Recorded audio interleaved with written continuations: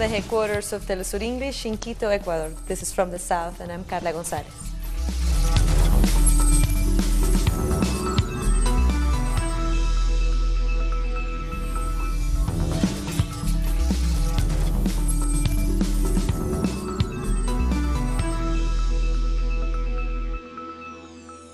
The National Electoral Council of Venezuela has announced the results of Sunday's municipal elections.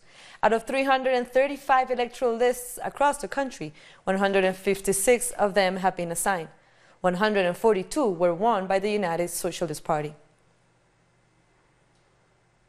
And over 20 million Venezuelans were eligible to vote for local councilors.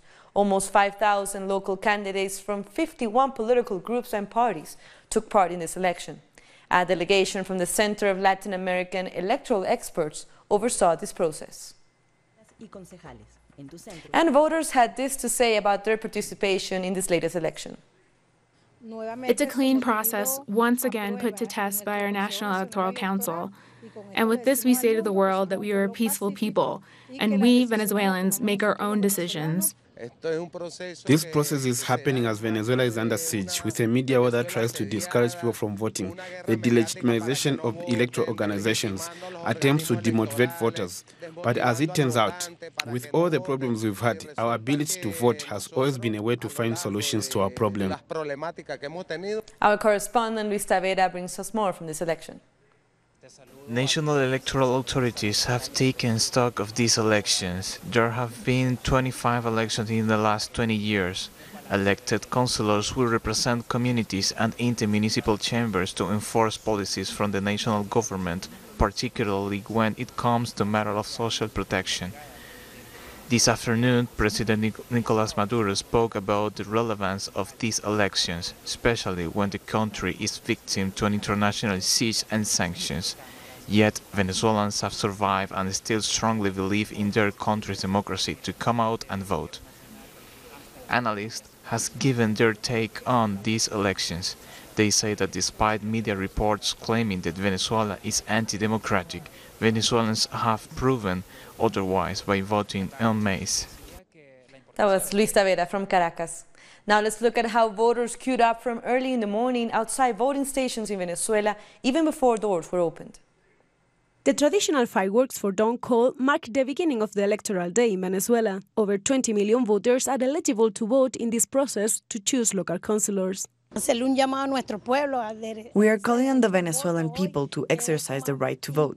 It is very important for our country and also to tell the whole world that every aggression against the people of Bolívar and of Hugo Chávez will be faced with mobilizations and electoral participation in key elections for the country. Almost 22,000 voting stations open around the country at 6 in the morning. The first voters were already queuing to cast their ballots. We, as the people, are telling to the world that we solve our problems in peace, with all right to vote, a right for everyone. I want to call to those who haven't voted yet to go to their polling station so we can decide our destiny in a democratic and peaceful way. Today we are choosing our closest public officials. It's very important to the strengthening of our democracy. The voting process is very fast, according to voters. The voting process is easy. We Venezuelans are already used to our voting process, which is very quick, and for that reason there are no queues, because the system is automated. It's very simple and the process is really fast. There are no issues. We have to support and exercise the rights established by our constitution. Polls will remain open as long as there are voters waiting, as is established in the country's electoral law. And in other elections, we have preliminary results from a referendum in Peru to implement constitutional reforms to combat corruption. According to the Electoral Council, with more than 80% of the ballots counted, from the 4 questions, 3 were approved with almost 80% of the votes. They were the reform on how to name members of the Supreme Court, a regulation on funding for political parties, and to forbid the re-election of Congress members. People rejected with 80% the proposal to return to a bicameral Congress. Vizcarra took away his support to this last question, saying Congress had made substantial changes to the reform, which he did not agree to. Through this intermediary, I want to thank Peruvians for trusting in this government. We will not disappoint you, and in the coming days, during this week, we are going to address the nation on the next steps and an analysis so that things are a little calmer, and with the results of the referendum. 24 million Peruvians headed to the polls. President Vizcarra had announced these reforms in August, following a series of high-profile corruption scandals with former presidents in Congress and in the judiciary. The electoral process also coincided with the runoff to elect governors. And in sports, there were celebrations for River Plate's win over Boca Juniors for the Copa Libertadores second final in football. They were rocked by confrontations between fans and riot police in Buenos Aires. Police used tear gas to disperse fans who threw stones and other objects. The Copa Libertadores final game was moved outside the country to Madrid, Spain, after Boca's team bus was ambushed before the originally scheduled game, leaving several Boca players injured.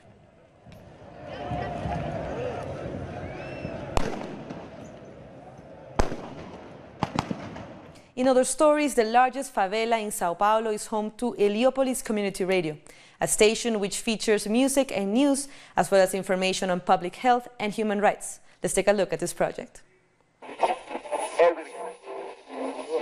87.5 is Radio Heliópolis FM. Call 22727906. Ask for a song, ask for your hit, make a complaint, talk to us. Heliópolis, home to some 100,000 residents, is the largest favela in São Paulo. Since 1992, when members of the local LGBT community started a pirate radio station, it has also become known as one of the most gay-friendly neighborhoods of its kind in the Americas. We always correct each other when we hear things that sound homophobic. We say, "Opa, stop, that's not funny." We've worked a lot to fight against homophobia, to accept others the way they are.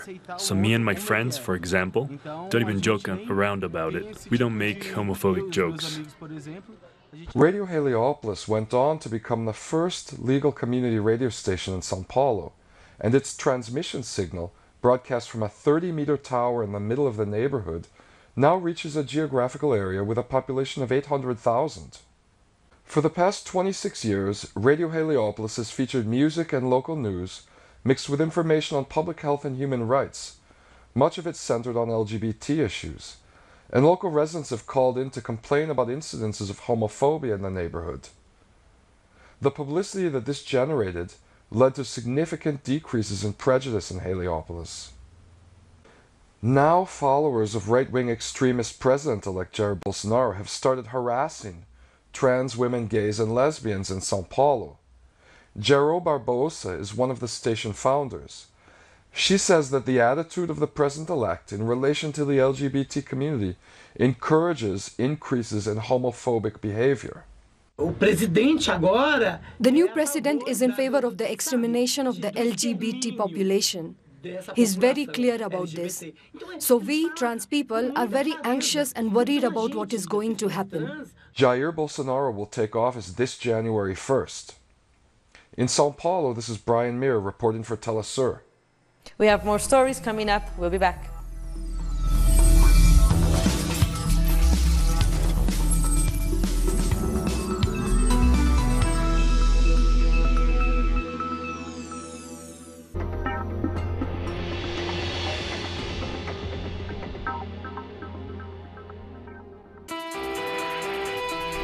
Me gustaría tener un mundo mucho más inclusivo para todos. 没有贫穷. Στην ανθρωπότητα θα ήθελα να δω παραπάνω αγάπη, αγνότητα, πολιτισμό και επαφή με τη φύση. Que el ser humano despierte su conciencia. I want humanity to see itself as one humanity. We are the people, a space, a voice. We are Telesur without borders.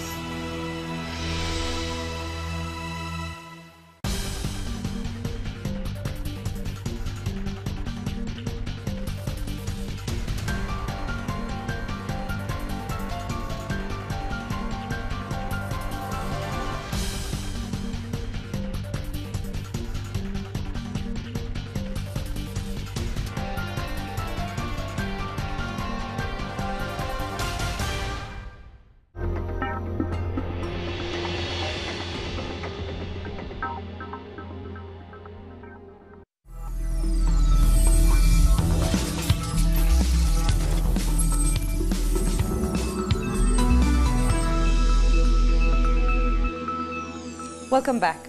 Mexican President Andrés Manuel López Obrador has announced plans to increase the budget of Pemex, the state-owned oil company, by over $3.7 billion in 2019, in order to enable the company to increase its oil and gas production. The plan aims to reverse the drop in the company's production levels, which have been going down since 2004. The government aims to reach production levels of 2.4 million barrels a day by the year 2024. We are going to finance all the oil activity with the Republican austerity plan. We increase investment in Pemex by 75 million pesos. Migrants from the Central American caravan are working with Mexican volunteers to improve their living conditions in the border city of Tijuana. Our correspondent Pablo Perez brings us the details. Chicharra 5, la chicharra 5 a 5. Day after day, thousands of migrants of the Barretal shelter try to continue with their normal lives, despite traveling more than 4,000 kilometers to find the U.S. border closed. But for some, like Pedro, this situation is not an excuse not to keep working. To bring food to our table, we have to work. There is no need of begging people for money or food. Volunteers and local authorities are trying to organize the migrants' living situation. They're keeping a record of how many migrants are part of the shelter. We feel safer. They are calm and humble people here. There were certain people trying to threat our safety, but they couldn't get in.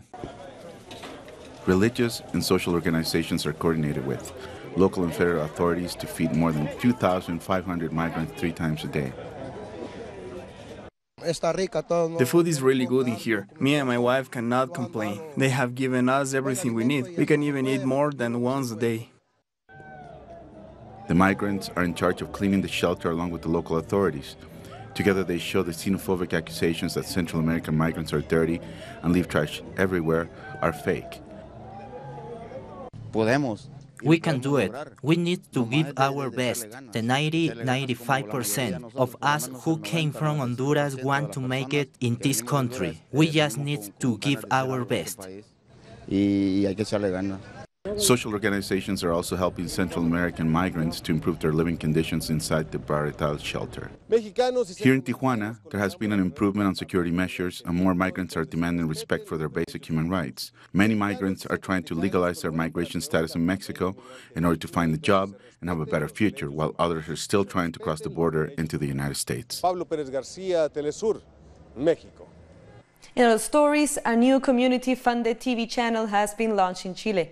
Its mission is to tell the stories of those who lived and survived under Augusto Pinochet's military dictatorship. This is the place where they'll be broadcasting from. It's equipped with a kettle, so lots of conversations will take place over a cup of tea. And there are some interesting discussions to be had. The staff have a wealth of experience in addition to their communication skills. They have first-hand experience of living under General Pinochet's rule, from the sacrifices they made and their resistance to brutality. On the 30th of October 1957, thousands of families from Cordón de la Miseria took charge of the areas in La Chaca, La Feria en los Lagos, and the Hermín de la Victoria in the capital of Chile. These communities formed the resistance against the dictatorship of General Pinochet in the 70s and 80s. In the first few years of democratic rule, we saw how nothing was on TV. As young people who fought against the dictatorship got together and asked ourselves, what are we going to do? We have to fight against media domination on TV. We decided we had to air what happened to us on a daily basis. For the first time, they can show what people lived through, and to do that, teamwork is crucial. Since I was a child, I accompanied my mum to marches. So this TV channel is here to accompany people. It's our way of showing another version of events.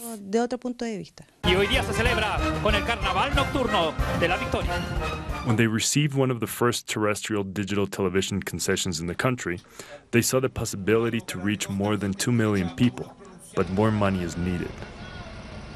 We don't have computers, so it is very difficult for us to go digital. We have a state that is deaf, blind and mute, which takes no responsibility. They have placed great difficulties on us. But that hasn't stopped them, and they remain determined to succeed. They have received various funding offers, even from the right wing. We refuse to take money from the right wing because their hands are covered in blood. So if we help the right wing to set up a communal channel, we will be covered in blood too. For us, it is important that we are a media entity made up of a community cooperate. The fiercest competition is from the mainstream, and one day they hope to share that platform too. So for now, their fight continues. Ecuador's National Assembly will choose the country's new vice president on Tuesday. Maria Alejandra Vicuña resigned from her post after President Lenín Moreno relieved her from her duties amid a corruption scandal that she was linked to. Assembly members will have to choose among three main candidates proposed by Moreno. In El Salvador, relatives of the victims of El Mozote massacre have received the remains of 6 of their loved ones 37 years later. The remains were exhumed in 2015 after the Inter-American Court of Human Rights held the state responsible in 2012, and they will now be buried in El Mozote. This was the worst massacre committed by the military during the country's civil war.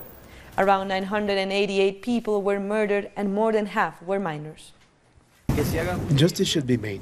Relatives, by receiving the remains of their loved ones, can close the mourning they experienced for 37 years. Today, they will have a chance to bury them according to their beliefs.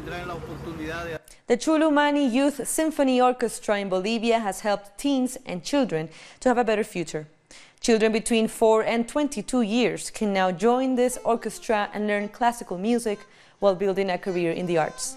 The goal of this organization is to help young people stay away from alcohol abuse and violence. Around 80 children are now part of the musical group. They hope their love for music can turn into an occupation.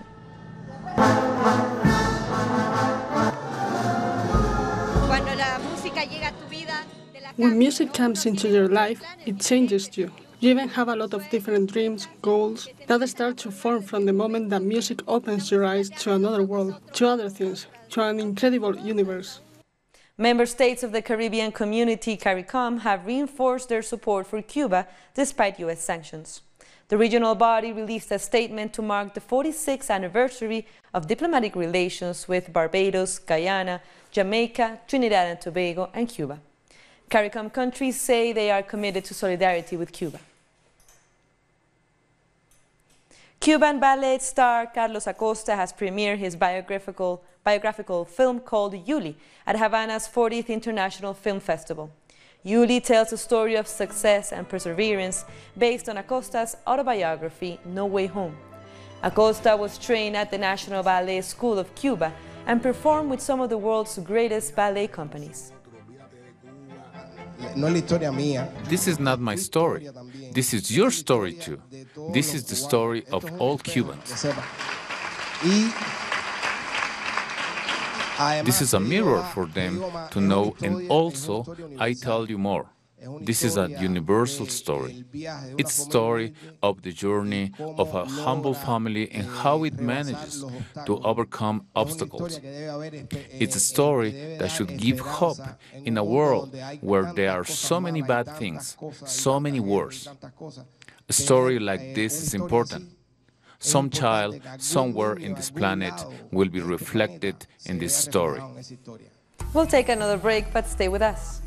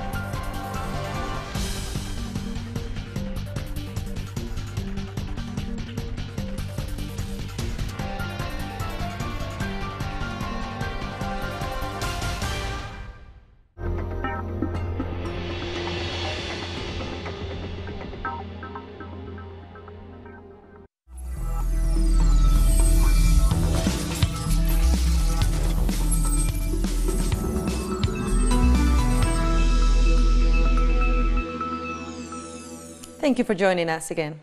Media reports say that Prime Minister Theresa May has postponed the Brexit vote after a meeting with her cabinet on Monday. This comes after the European Court of Justice said that the British government can unilaterally stop its Brexit process.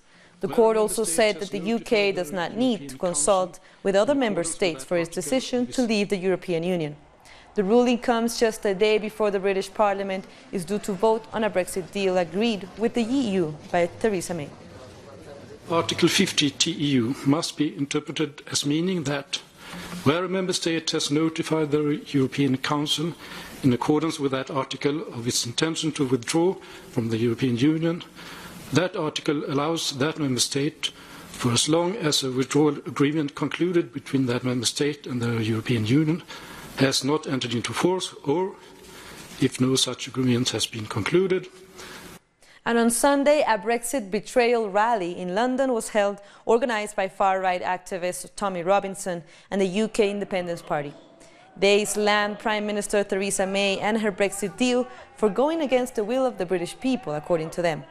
The UKIP party said the march was to demand a definite departure from the European Union.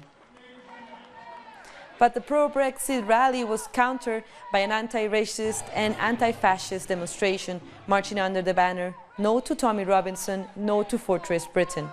This was organized by the Labour grassroots group Momentum. They have claimed victory, saying their rally was twice the size of the one organized by Robinson. I'm a primary school teacher, so I work with children who are affected by racism. I have friends and family who are affected by racism, and also, I don't think that it's good for anybody in society to have those kind of divisions and that kind of hatred. Personally, would like Brexit not to happen at all. I love Europe. I think we should be part of Europe, and I really hope that that when the vote comes on Tuesday, that the whole of Parliament gets behind the fact that the deal Theresa May has got on the table won't happen, and I'd like there to be another referendum. The United Nations Conference on Migrations has endorsed the Global Pact for Safe, Orderly and Regular Migration. The pact was endorsed by leaders and representatives of over 160 countries, despite the withdrawal of the United States and a number of European countries who are opposed to the agreement. Hailed as the first international document on managing migration, it lays out 23 objectives to open up legal and safe migration. The compact is not a treaty. Moreover, it is not legally binding. It is a framework for international cooperation, rooted in an intergovernmental process of negotiation in good faith that specifically reaffirms the principle of state sovereignty. French President Emmanuel Macron is currently meeting leaders of trade unions and business leaders in an attempt to end protests that have shaken the nation. He will later address the country for the first time since the protests against his proposed reform started 4 weeks ago. They started when protesters in yellow vests blocked roads to protest against tax hikes and high fuel prices. On Saturday, 125,000 protesters took to the streets of France, and 10,000 were in Paris. Police say 1,000 were arrested.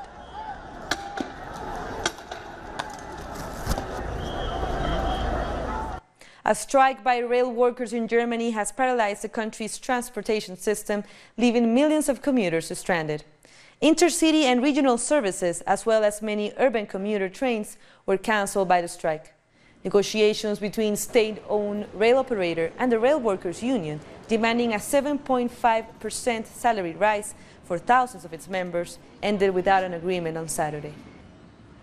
It's really very unpleasant. I'm trying to get to Salzburg, so I got up in the middle of the night at 5:30 a.m. only to be stuck here until 9 a.m. A helicopter crash in eastern Sudan has left several government officials, including a state governor, dead. Authorities confirmed that the governor of Gadaref state, Mirgani Saleh, died when his helicopter crashed during a tour of agricultural areas in the state. The cause of the crash has not yet been established. Today we have lost our brother, the governor of Gadaref state, Mirgani Saleh. He was accompanied by several people on an inspection tour to some agricultural areas in Gadaref state. The Chinese Foreign Ministry has slammed the U.S. government for failing to produce any evidence that supports the detention of Huawei's financial chief Meng Wanzhou in Canada. 46-year-old Meng faces U.S. fraud charges related to alleged sanctions-breaking dealings with Iran. Her arrest on the 1st of December has angered the Chinese government and increased tensions just a few days after a 90-day truce on the U.S.-China trade war. We have noticed that for a while, some people in some countries have always been saying that Huawei may pose a threat to their national security. But I can tell you that until now, these people have never been able to present a single piece of evidence to prove that Huawei has affected their national security. Belgium's Africa Museum has reopened to the public after 5 years of renovation, and it has now updated its pro-colonial exhibition to one that is critical of it. The museum was criticized for ignoring the savage rule of King Leopold, whose troops collected severe hands of Africans who were resisting slave labor. During Belgium's colonial rule, millions of Congolese people were killed. Now, activists have urged the museum to return the stolen artifacts to Congo. What needs to be done is that colonial history becomes part of the curriculum of Belgian schools, in secondary schools, and so that there's much more educational programs. You can't leave it only to our museum to provide the storyline on contemporary Africa and on the problems of the colonial past. It's really something that should be addressed by the educational system, starting with all the schools. And with that, we come to the end of this news brief. For this and other stories, you can find them on our website at telesurenglish.net. And we're also on social media, so go ahead and follow us. I'm Carla Gonzalez. Thank you for watching Telesur.